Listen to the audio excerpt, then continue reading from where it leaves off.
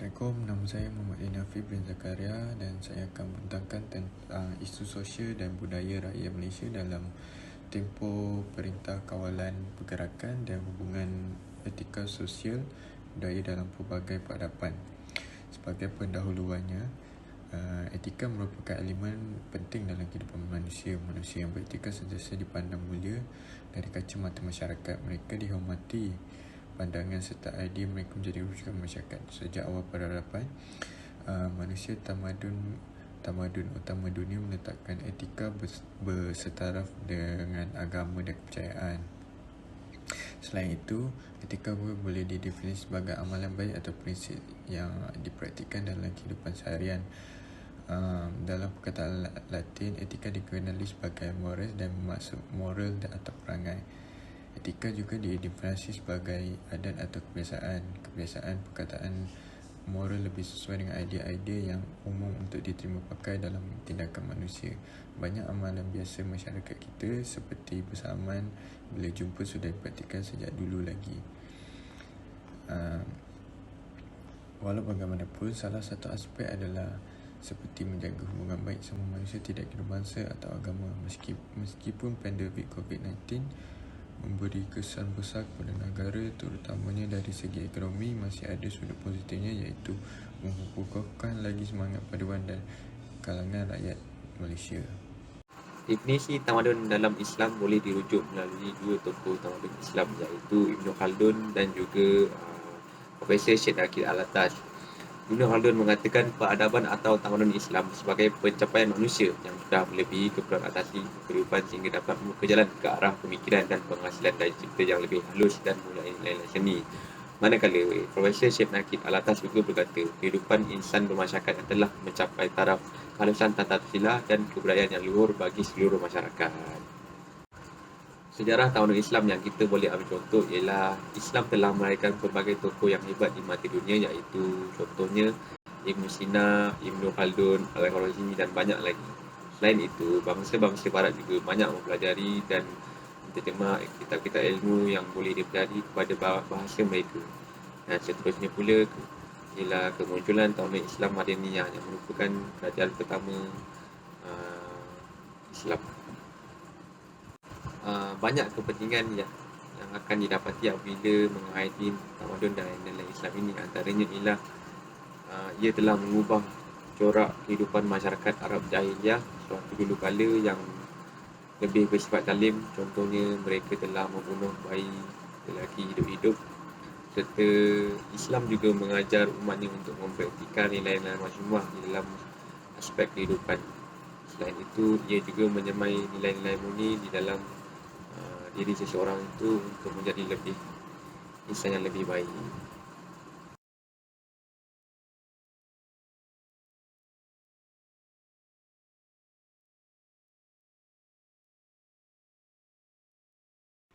Okey, saya akan menerangkan tentang hubungan masyarakat dan bersosial dari persepsi ataupun dari pandangan Islam.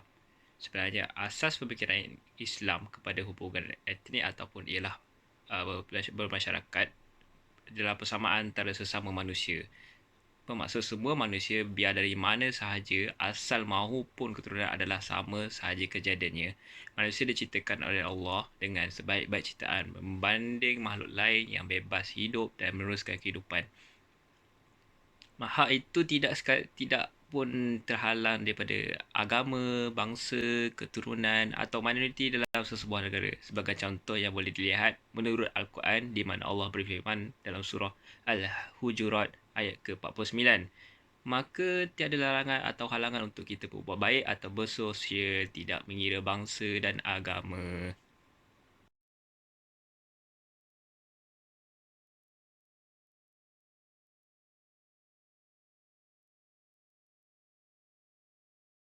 Okey, baiklah, daripada segi hadis pula, hadis ini menekankan tentang sikap asabiah di mana sesuatu kaum ataupun bangsa yang membantu sesama mereka dalam melakukan kezaliman. Namun sekiranya konteks yang sama digunakan di mana mereka membantu sesama mereka dalam memajukan bangsa-bangsa mereka, ianya tidaklah dikira sebagai asabiah kerana ianya adalah sesuatu usaha dan juga perbuatan yang baik.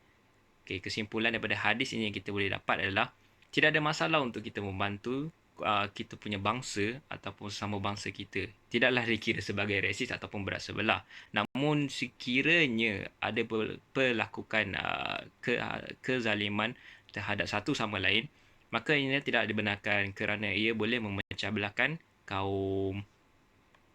Hubungan etika bersosial dan berbudaya dalam berbagai peradaban. Yang pertama, ada adab bersosial yang perlu diperhatikan dalam kehidupan seharian. Agama Islam adalah agama yang sempurna. Justru itu, ia antara aspek yang perlu diberi perhatian oleh Islam adalah pergaulan yang baik sebagaimana mafhum hadis yang lalu. Dalam pergaulan kita, hendaklah sentiasa bersikap rendah diri, jauhkan sikap sombong, takbur atau negatif. Bergaulah sesama manusia dengan lemah lembut kerana perbuatan sombong dan bongkak sangat dimurkai oleh Allah Subhanahu Wa Taala seperti mana dalam ayat Al-Quran surah Luqman 31:1819. Yang kedua adalah implikasi mengamalkan adab-adab bersosial dalam masyarakat. Salah satu kesan positif adalah sekiranya seseorang itu mengamalkan adab bersosial, individu itu secara tak langsung akan mewujudkan rasa kasih sayang dan menguatkan lagi cinta sesama umat Islam. Yang ketiga adalah penghayatan etika sosial dan budaya dalam Islam.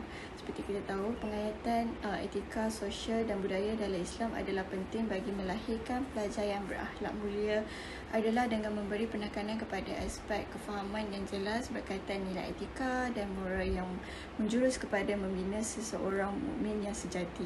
Ini bagi melahirkan pelajar yang berilmu dan beriman, berakhlak mulia serta sedia menangani cabaran semasa dunia global. Norma baru yang perlu kita amalkan bagi mengekang penularan wabak COVID-19. Nombor satu ialah penjarakan sosial.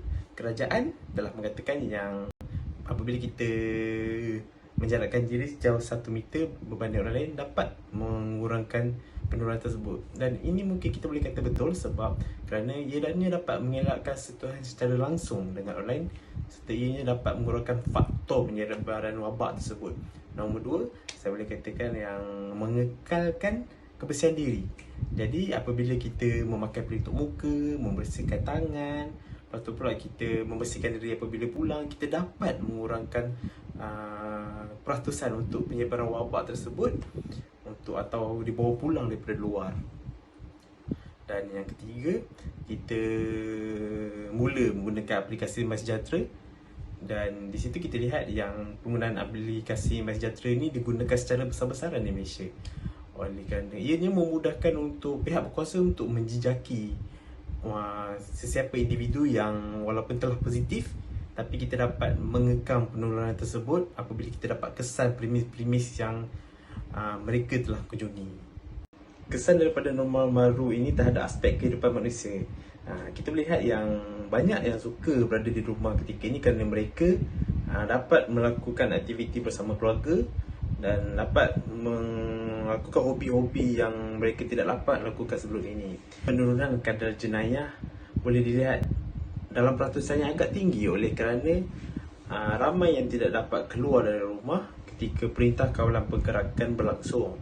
Tetapi ramai juga individu yang cuba melanggar perintah kawalan pergerakan tersebut oleh kerana terlalu tertekan berada di rumah dan tidak dapat melakukan apa-apa aktiviti di luar rumah, tidak dapat berjumpa dengan sesiapa saja. Jadi ramai yang melanggar perintah kawalan pergerakan tersebut.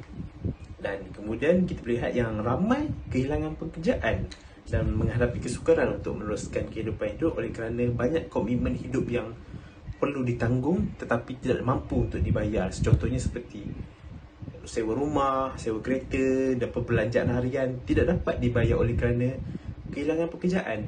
Dan kita boleh lihat juga masalah tekanan yang dihadapi oleh pelajar apabila mereka perlu belajar dengan cara yang berbeza daripada sebelum tersebut. Dan sebelumnya mereka perlu hanya belajar bersemuka bersama dengan guru mereka, tapi ketika ini mereka perlu belajar secara atas talian dan itu memberikan tekanan kepada mereka untuk meneruskan pembelajaran tersebut. Dan kita lihat juga masalah dalam keluarga kini makin bertambah oleh kerana ketekanan hidup. Dan kita boleh lihat yang penderaan rumah tangga atau kekanasan rumah tangga makin meningkat apabila berlakunya Perintah Kawalan Pergerakan tersebut. Hikmah yang boleh dijadikan pengajaran dalam kehidupan seharian manusia daripada kesan COVID-19. Satu, kita terbuka kepada perubahan bergantung kepada keupayaan diri kita untuk menguruskan daya tahan dan menghadapi sekuran serta fleksibiliti dan kreativiti kita untuk kita membiasakan diri dengan perubahan yang berlaku.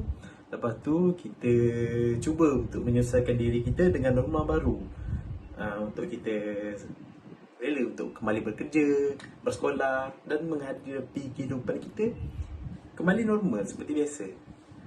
Lepas tu kita akan mengambil berat tentang kesihatan diri kita dan pemakanan kita daripada kebiasaan kita yang kita tidak kisah langsung pasal kesihatan kita, pemakanan kita. Tapi ketika ini kita dapat melihat yang penjagaan kesihatan itu penting bagi menambahkan kekuatan diri untuk melawan wabak jika semua berlaku pada diri kita.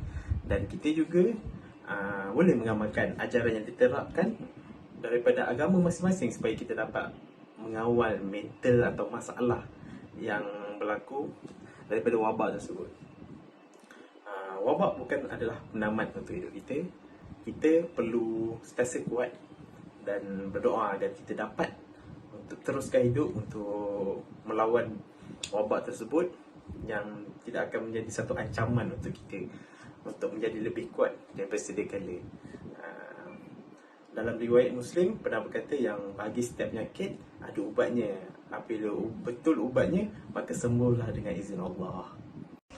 Berdasarkan kepada perbincangan di atas, kita dapat tahu bahawa menjaga hubungan sosial antara satu sama lain adalah sangat penting dalam hidup masyarakat.